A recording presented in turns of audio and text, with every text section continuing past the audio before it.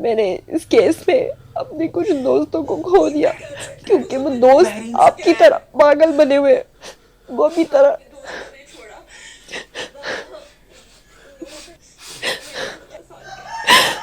पता नहीं अब उनके साथ क्या होगा, क्योंकि वो इतना जलील बाप है।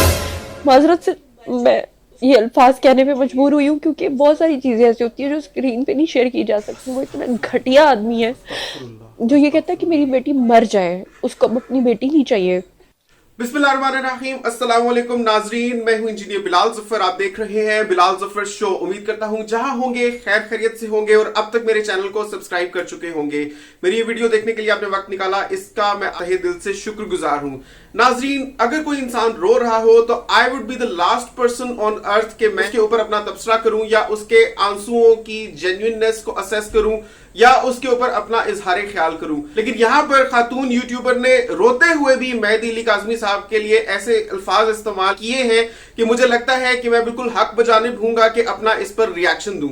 रोते हुए भी उन्होंने मेहदी अली काज़मी साहब को क्या कुछ कहा है वो तो आपने अभी सुना ही होगा। चलिए आपको मैं रिएक्शन देता हूं। मैंने यहाँ पर वीडियो प्ले की है, आप स्क्रीन पर देख सकते हैं। होता है, मुझे पता है वो केस जीत जाएंगे।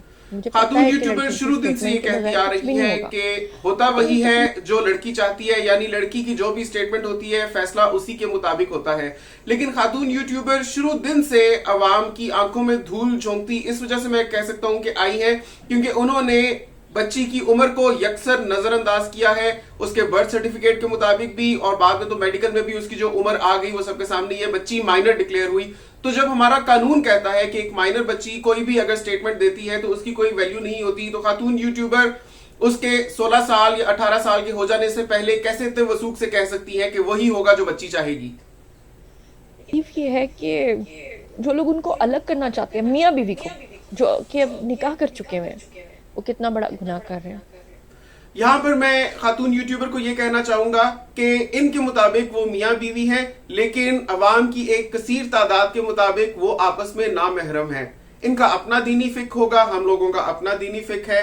ये कहती हैं कि उनका निकाह हो चुका है, ऐसा निकाह जिसको बोगस कहा जा सकता है क्योंकि उसका निकाह ख्वाह पकड़ा हुआ है। निकाह ख्वाह कहता है मैंने निकाह करवाया ही नहीं, उस निकाह की कोई रजिस्ट्रेशन नहीं हुई, उसका गवाह पकड़ा हुआ है। निकाह की डेट गुड़िया अलग बता रही है, गैंगस्टर अलग बता रहा है। तो ऐसे निकाह को आप शरीयत के रूह को अगर आप फिलहाल ना भी डिस्कस करें, खाली दुनियावी मामलात के हिसाब से ही देखें तो वो निकाह बिल्कुल बोगस ठहरता है। उसके अलावा निकाह होने के लिए आप बच्ची की उम्र कम से कम 16 साल होनी चाहिए थी अगर लाहौर में निकाह हुआ था, जो कि ना उसके बर्थ सर्टिफिकेट के मुताबिक है ना ही उसके तिब्बी मुआयनों में आया है। तो वो निकाह हो कैसे गया? तो इनके मुताबिक जो मियां बीवी है वो हमारे मुताबिक मियां बीवी नहीं है। तो इनके मुताबिक जो निकाह तोड़ने का सबको गुनाह मिल रहा है, हमारे ख्याल में वो उनको अलग करने का सबको सवाब मिल रहा है।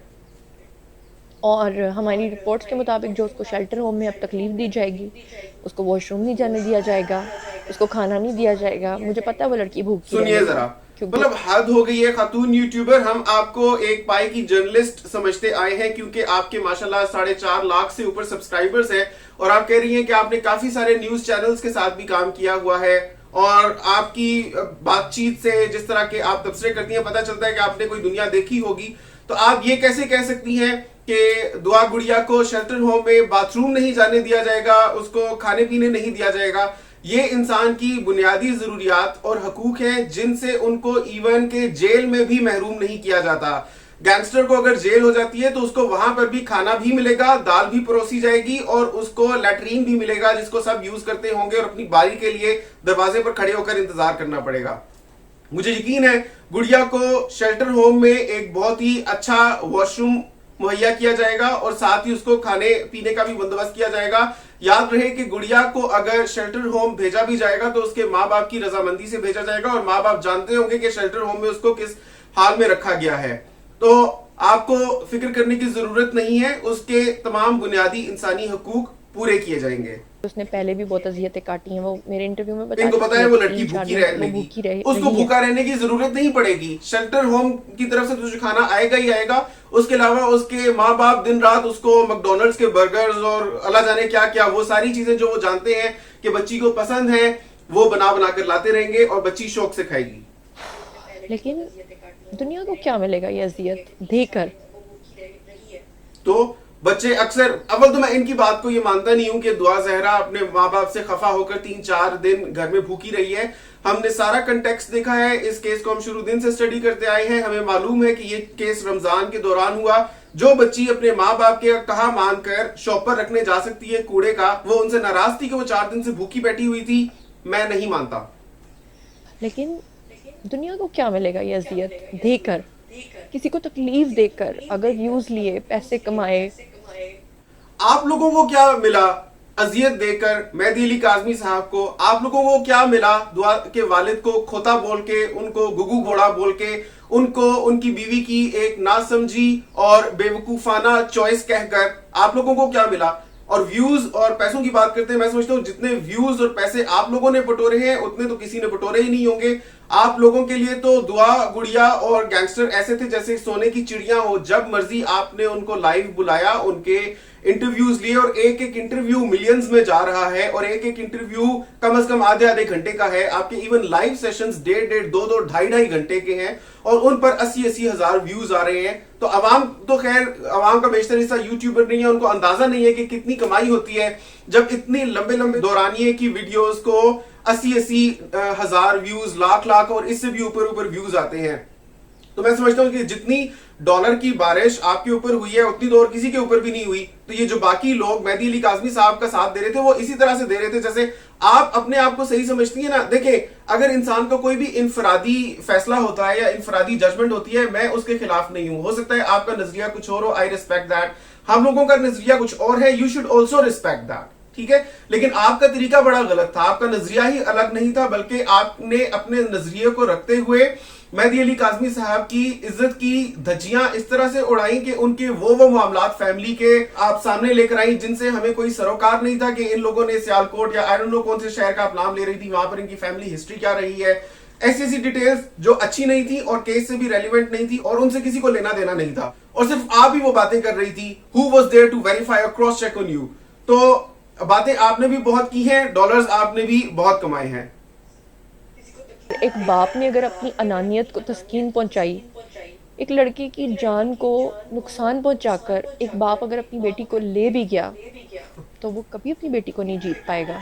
उसकी बेटी जान, मैं समझता हूं कि गैंगस्टर जिस तरह गुड़िया को लेकर गया, उसने पहले उसके माँ बाप की जान को खतरे में डाला। वो तो उन लोगों का हौसला है माशाल्लाह कि वो सह गए सारा कुछ और अब तक खड़े हुए हैं और माशाल्लाह पूरी दुनिया को उन्होंने अपने साथ मिला लिया है। हक और सच की आवाज बुलंद करते करते यहां तक आ गए हैं कि अब ये मामला खाली उनकी अपनी शहजादी का नहीं रहा, बल्कि पूरे कौम की, क्या पूरी दुनिया की बेटियों का हो गया। ना सिर्फ पाकिस्तान बल्कि भारत हमें गौर से देख रहा है, इस केस को बगौर स्टडी कर रहा है। कितने ही लाइव स्ट्रीम्स में जो व्यूअर्स आते हैं, कितने ही मेरे वीडियोस के नीचे जो कमेंटर्स आते हैं, वो भारत से होते हैं, वो कनाडा से होते हैं, वो दुनिया भर के डिफरेंट ममालिक से होते हैं जिनका हमारा ही जैसा कल्चर है, लेकिन वो पाकिस्तानीज नहीं है। उन सब के लिए भी ये केस एक प्रेसिडेंट सेट होने जा रहा है, एक मिसाल बनने जा रही है। तो उन माँ बाप की भी जान को खतरा था, उनके भी औसान खता हो सकते थे और हुए भी थे बहुत हद तक। जब उस बच्ची को अगवा किया गया था, पता भी नहीं था कि वो कहाँ है, वो जिंदा भी है या नहीं है। अगर वो है तो उसको कहीं पर जिस्म फरोशी के लिए स्मगल कर दिया गया है या ह्यूमन ट्रैफिकिंग के लिए उसको भेंट चढ़ा दिया गया है, या खुदा न खास्ता उसका जैनब गुड़िया वाला हाल हुआ है कि किसी ने उसका हशर नशर करके डार्क वेब के ऊपर चढ़ाया हो। तो ये सारी पॉसिबिलिटीज थी। उन लोगों ने बहुत टफ टाइम देखा है, तो आप ये ना कहें कि इन लोगों को टफ टाइम मिल रहा है तो किसी की अना को तस्कीन पहुंच रही है तो क्या हो जाएगा। खातून यूट्यूबर प्लीज बी बैलेंस्ड। से जाएगी ये मेरा आपसे, मैं आपको पक्का वसूख से इसलिए कह रही हूँ कि जितना मैं उसको मिली हूँ, जितनी मैंने उसके साथ बातें की हैं और जितना कुछ उसने मुझे बताया है, उन दोनों की मोहब्बत में बहुत प्योरिटी है। लेकिन बाप, उनकी बेटी जान से जाएगी, ये आप बहुत वसूख से कह रही हैं। वो कहते हैं कि डैश डैश डैश डैश ना हो तो बात अच्छी करनी चाहिए। यहां पर मैं आपको वो नहीं कहूंगा, लेकिन बात आपने अच्छी नहीं की, अच्छा गुमान करना चाहिए। और इंशाल्लाह हम तो गालिबन ये समझते हैं इंशाल्लाह कि जब दुआ बाजियाब होगी, उससे बयान लिया जाएगा, तो वो रिंकल कुमारी की तरह अपने वालिदैन के हक में बयान देगी, क्योंकि ऐसा पहले भी हो चुका है। ये कोई दुनिया का फर्स्ट केस नहीं है कि इस तरह एक बच्ची अपने वालिदैन के खिलाफ बोल रही है। तो ये कोई पॉसिबिलिटी नहीं है कि जब उसको बाजियाब करवाया जाएगा तब भी वो अपने वालिदैन के खिलाफ ही बोलती रहेगी। माजी में हम ऐसे केसेस देख चुके हैं जब बच्चियों ने पहले अपने वालिदैन के खिलाफ बयान दिए हैं क्योंकि वो असर में थी, क्योंकि वो 3 महीने से कंडीशनिंग में थी, क्योंकि उन पर दबाव था, क्योंकि वो डिप्रेस थी। लेकिन जब वो आजाद होती हैं तो वो बहुत डिफरेंट बिहेव करती हैं। देखिए, ये इंसानी साइकोलॉजी का एक मुहिम्मा है। मैं आपको इसकी मिसाल ऐसे भी देता हूं, हो सकता है कि आप लोग इसको थोड़ा सा समझे कि ड्रामाई मिसाल है, लेकिन सच है। बिग बॉस तो आप बहुत से लोग देखते होंगे। बिग बॉस में आपने लड़ाइयां भी बड़ी जबरदस्त किस्म की देखी होंगी। वही कंटेस्टेंट्स जो बिग बॉस के माहौल में रहते हुए एक दूसरे का सर फाड़ने के दरपे होते हैं, एक दूसरे की जान लेना चाहते हैं, बाहर निकलकर एक दूसरे के दोस्त बन जाते हैं और एक दूसरे से माजरत करते हैं और कहते हैं कि वो माहौल ऐसा था जिसने हमें उस तरह का शख्स बना दिया। इसी तरह से एक मूवी आपको मैं बताता हूं, स्टैनफोर्ड प्रिजन एक्सपेरिमेंट। उसमें चंद लोगों को लेकर एक एक्सपेरिमेंट के तौर पर एक प्रिजन में रखा जाता है जिसमें कुछ कैदी बना दिए जाते हैं और कुछ दरबान या गार्ड्स बना दिए जाते हैं और उनको रोल्स असाइन कर दिए जाते हैं। गार्ड्स को कहा जाता है अगर कैदियों ने कोई भी रूल तोड़ा तो आपको आजादी है कि इनको किसी भी किस्म की सजा दो जब तक कि लाल बत्ती ना जले। लाल बत्ती जलती नहीं थी और गार्ड्स कैदियों को ऐसी ऐसी बुरी सजाएं देते रहते थे कि इंसान सोच भी नहीं सकता। और ये स्टैनफोर्ड प्रिजन एक्सपेरिमेंट सच में हुआ है, ये एक रियल लाइफ केस है। और वही लोग जब प्रिजन से बाहर निकाले गए तो एक दूसरे की शक्लें नहीं देख सकते थे, एक शर्म के मारे, और खुद पर जो उनको गिल्ट था, जो उनको था नदामत थी कि हम लोगों ने किस किस्म के हम भेड़िए बन गए थे। तो माहौल इंसान को क्या से क्या बना देता है। मुझे यकीन है कि जब इंशाल्लाह गुड़िया भी उस माहौल से आजाद करवाई जाएगी तो माँ बाप को पहले की तरह शफाफ गुड़िया मिलेगी और इंशाल्लाह जब उसका साइकोलॉजिकल ट्रीटमेंट होगा तो उससे भी ज्यादा निखर कर आएगी और अपने माँ बाप से जो उसका प्यार है वो सब देख सकेंगे। अपनी जिद के ऊपर अड़ा हुआ है। बाप को असाइलम चाहिए, बाप को बाहर से फंड्स चाहिए। बाप अपनी जिद के ऊपर अड़ा हुआ है, बाप को असाइलम चाहिए। यहाँ पे मैं कहना चाहूंगा, जब दुआ गुड़िया को तो चले हम बात ही नहीं करते ना, क्योंकि वो तो माइनर है और असर में थी। जो गैंगस्टर है, जब उसको ये बोला गया था कि बेटा आपके पास ये मौका है, कानों को हाथ लगाकर बोलो कि अपने ससुर से माफी मांगो और उनको बोलो कि आप मेरे बाप की जगह है। इस तरह की बात एक इंटरव्यूअर ने इंटरव्यू में की थी और वो गैंगस्टर अना में आके कहता है नॉट पॉसिबल, और उसकी देखा देखी दुआ गुड़िया भी कहती है नॉट पॉसिबल। तो आप बाप की अना की बात करती हैं। बाप तो हक बजानिब है, उसने 14 साल उस बच्ची को पाला है, उसने उसको पैदा किया है, उसकी परवरिश की है, उसको तालीम दिलवाई है, वो उसका खून है, उसका उसके ऊपर हक है, वो उसका वली है। तो उसका उसके लिए स्टैंड लेना बिल्कुल अना नहीं कहलाता। लेकिन इस तरह जो गैंगस्टर उसको लेकर गया है अपने साथ और वो बाप से माफी तक नहीं मांगना चाहता, हालांकि वो माफी मांग ले तो हमें रत्ती बराबर फर्क नहीं पड़ता, हमें नहीं चाहिए उसकी माफी, तो उसने वो माफी तक नहीं मांगी, तो क्या वो अना नहीं थी? खातून यूट्यूबर प्लीज बी फेयर। बाप को अपनी जिद, और बाप की बर्दाश्त नहीं कर सकता कि मेरी बेटी किसी लड़के से मोहब्बत करके शादी। बाप को बाहर से फंड्स चाहिए। दिल से एक बार दुआ जरूर कीजिएगा। और जिन लोगों की आंखों पे अभी भी पट्टी बंधी हुई है, जो लोग अभी भी समझते हैं कि ये कोई गैंग है, मैं उनसे ये रिक्वेस्ट करूंगी कि आप ये दुआ ना करें, आप बल्कि ये दुआ करें कि अल्लाह पाक हक और सच की फतह हो। हम यही दुआ करते हैं, जो भी हक होगा, जो भी सच होगा, वो सामने आ जाएगा इंशाल्लाह इंशाल्लाह। लेकिन मुझे तकलीफ क्यों है? मुझे तकलीफ इसलिए क्योंकि मैं इमोशनली कहिए बाप को क्या कहना चाहती हैं आप? तमाम बातें सुन चुकी हूँ, उसकी तकलीफें सुन चुकी हूँ। और कहिए बाप को जो कहना था आपने। चाहे आप जर्नलिस्ट हो, चाहे आप एक्टर हो, चाहे आप मॉडल हो, चाहे मीडिया पर्सन होते तो आप इंसान ही हैं, आपके भी इमोशंस होते हैं। हम भी इंसान हैं, बहुत रोए हैं। मेरी फैमिली का बहुत शुक्रिया जिन्होंने मेरा बहुत साथ दिया, जिन्होंने कहा कि तुम सच पे कायम हो तो तुम उनका साथ दो। मैंने इस केस में अपने कुछ दोस्तों को खो दिया क्योंकि वो दोस्त आपकी तरह पागल बने हुए हैं, वो अपनी तरह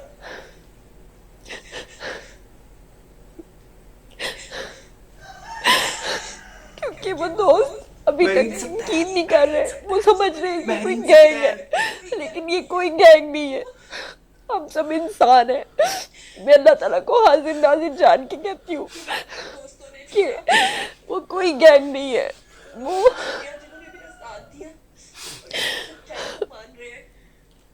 जहाँ अपने दोस्तों ने छोड़ा, वहाँ उन लोगों का शुक्रिया जिन्होंने मेरा साथ दिया। यहाँ पर मैं गैंग को भी डिफाइन करना चाहूंगा। गैंग इज नॉट नेसेसरीली वो जिसका एक बड़ा डॉन हो, जिसके बहुत नेटवर्क हो भी सकता है। फर्स्ट ऑफ ऑल इसकी भी पॉसिबिलिटी है कि कोई खुफिया हाथ हो, क्योंकि जिस तरह से जो फंडिंग अरेंज की गई वो ऐसे आम तौर पर नहीं होती। लेकिन अगर हम उसको छोड़ भी दें तो gang can be limited to even 2 to 3 people also. Gang as long as it's more than 1 people, 2 लोग भी हैं तो वो एक गैंग हो सकता है, ठीक है। और यहाँ पर हमने देखा कि किस तरह एक पूरी फैमिली ने कार्रवाई करके बच्ची को लेकर गए अपने साथ। और जो इस सच्चाई को मान रहे हैं, मैं रो इसलिए रही हूँ क्योंकि जो मेरी इत्तलात है उसके मुताबिक उनको कोई नुकसान पहुंचाया जाएगा और वो मुझसे बर्दाश्त नहीं होगा। मेरा अपना भाई 16 साल का है। जो बड़ी बहनें होती हैं वो अपने भाइयों के लिए माँ होती है। मैं भी अपने छोटे भाई के लिए माँ जैसी ही फीलिंग्स रखती हूँ। अगर वो दोनों मुझसे छोटे हैं तो मैंने उनको बड़ी बहन समझ के बन के हमेशा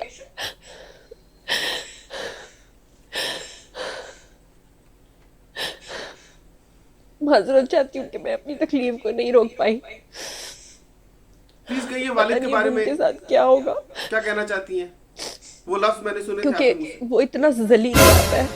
माजरत से मैं ये अल्फाज कहने पे मजबूर हुई हूँ क्योंकि बहुत सारी चीज़ें ऐसी होती है जो स्क्रीन पे नहीं शेयर की जा सकती। वो इतना घटिया आदमी है जो ये कहता है कि मेरी बेटी मर जाए, उसको अब अपनी बेटी नहीं चाहिए, उसको इस केस को लंबा करना है, उसको ज़हीर को जलील करना है, उसको इनके पैसे खत्म करने हैं, उसको इनको जान से केस किस नहज पे पहुंच चुका है, यानी जिन लोगों ने जुल्म किया था अब कानून भी उनको रिकॉग्नाइज कर रहा है, उनके खिलाफ एक्शन ले रहा है और बाप को अभी भी जलील और घटिया कहा जा रहा है।